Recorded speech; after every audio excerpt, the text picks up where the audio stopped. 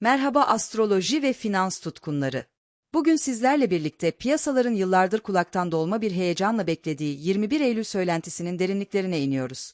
Bu tarih, sosyal medyadan forumlara kadar her yerde yankılanıyor. 21 Eylül'den sonra boğa sezonu başlar, her şey değişir, diye fısıldanıyor. Evet, bu söylenti kulağa cazip geliyor. Zira mevsimsel döngüler ve tarihsel paternler bazen gerçekten de mucizeler yaratıyor. Ancak gökyüzünün sofistike dansını incelediğimizde, tablo biraz daha nüanslı ve katmanlı hale geliyor. Asıl ivme, Eylül'ün sonbahar rüzgarlarıyla sınırlı kalmıyor. Aksine, Ekim ortasında, özellikle 11 Ekim civarında, kozmik bir patlama gibi tetiklenecek. Bu geçiş, sadece bir tarih değil, Jüpiter'in bolluk enerjisinin tam anlamıyla devreye girdiği bir portal. Neden mi? Gelin, adım adım açalım. Videoyu izlerken beğenmeyi ve abone olmayı unutmayın. Çünkü sizin desteğinizle daha fazla içerik üretiyoruz.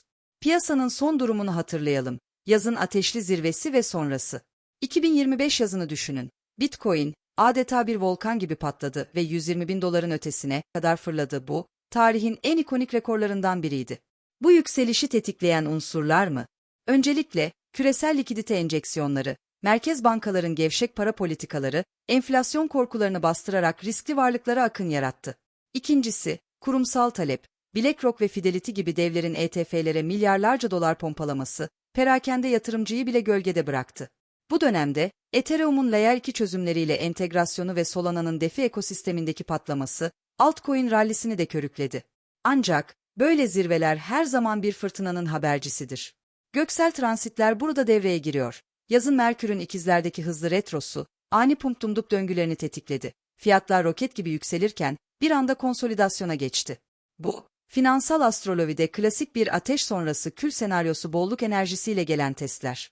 Eylül ayı başından itibaren dikkat çekici etkiler, konsolidasyon ve volatilite dansı. Eylül'ün ilk günlerinden beri gökyüzü, piyasalara adeta bir uyarı levhası dikti. Hatırlayın, Satürn, Balık burcunda retro harekete geçti bu. 4 Eylül'de tam olarak gerçekleşti ve etkileri hala taze. Satürn'ün retrosu, Balıkta olunca, duygusal belirsizlikleri ve likidite tıkanıklıklarını ön plana çıkarıyor. Piyasalarda bu, Bitcoin'in 100-515 bin dolar bandında yatay seyri olarak tezahür etti. Ne düşüş, ne yükseliş, sadece bir bekleme odası. Bu transit, yatırımcıları sabra zorluyor. Zira Satürn, karmik dersler verir ve aceleci hamleleri cezalandırır. Eğer o dönemde kaldıraçlı pozisyonlar açtıysanız, muhtemelen ufak kayıplarla yüzleştiniz. Ardından, 15 Eylül civarında Mars ile Jüpiter arasındaki sert kare açısı devreye girdi. Bu, astrolojide ateşle suyun çarpışması gibi bir dinamik. Mars'ın Koç'taki agresif enerjisi, Jüpiter'in Yay'daki genişleme hırsıyla kesişince, piyasalarda tam bir kaos patlaması yaşandı. Ani volatilite, Bitcoin bir günde 5.000 dolarlık swingler yaptı. Altcoin'lerde ise meme coin'ler roket gibi fırladıktan sonra çakıldı. Bu açı, kısa vadeli fırsatlar sunsa da örneğin, DeFi tokenlarında flash ralliler büyük riskler taşıyordu. Volatilite endeksi %40'lara vurdu. Agresif alım-satımlar, stop loss'ları tetikledi ve birçok trader'ı yaktı. Finansal astroloji lensinden bakarsak, bu kare, hızlı zenginlik hayallerini test eden bir filtreydi. Hayatta kalanlar, disiplinli olanlardı. Meslektaşların 21 Eylül'e vurgu yapmasının nedeni, denge arayışı ve gizli tuzaklar. Finansal astroloji camiasında 21 Eylül'e bu kadar odaklanılmasının arkasında, Güneş'in Başak Burcu'ndan Terazi'ye geçişi yatıyor. Tam olarak 22 Eylül sabahı gerçekleşecek bu ingres, denge ve yeni düzen arayışını simgeliyor. Başak'ın analitik titizliğinden Terazi'nin diplomatik uyumuna geçiş, piyasalarda yeniden yapılandırma enerjisi getirir. Tarihsel olarak, bu geçişler rallilerin başlangıç sinyali olur. 2021'de benzer bir etkiyle Bitcoin 50 bin dolara sıçramıştı. Ancak, 2025 versiyonu biraz daha karmaşık. Aynı dönemde Venüs ile Ketu kavuşumu devrede. Venüs, para ve değerleri yönetirken, Ketu, Güney Ay düğümü, geçmiş karmaları ve ani kopuşları temsil eder. Bu kavuşum, spekülatif varlıklarda tuzakları çoğaltır. Ani düşüşler, likidite tuzağı ve duygusal panik satışları.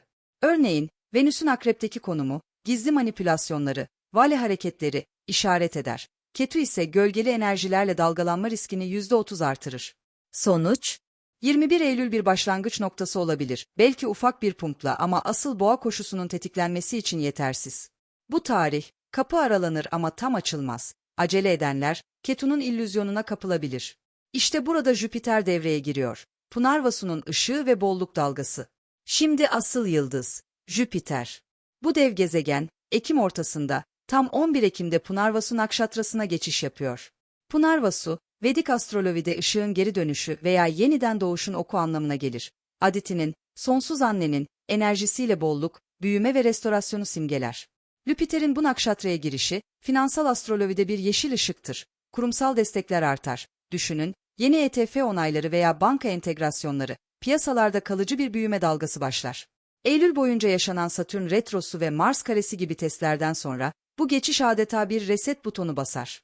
Bitcoin için 150 bin dolar bandı, Ethereum için staking rallisi öngörülebilir. Altcoin'lerde ise yapay zeka tokenler ve gerçek dünya varlıkları parlayacak.